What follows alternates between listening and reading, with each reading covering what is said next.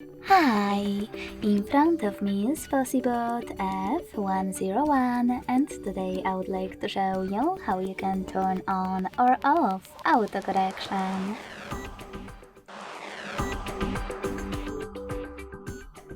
You need to begin by going into Devices Settings and scrolling all the way down to Access System.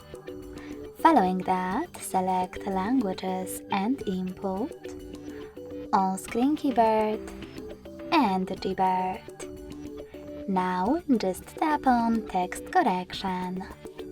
Finally, you can scroll down just a bit and click on this switcher next to Autocorrection to manage it. Thanks so much for watching. If you enjoyed this video, don't forget to leave a like, comment, and subscribe.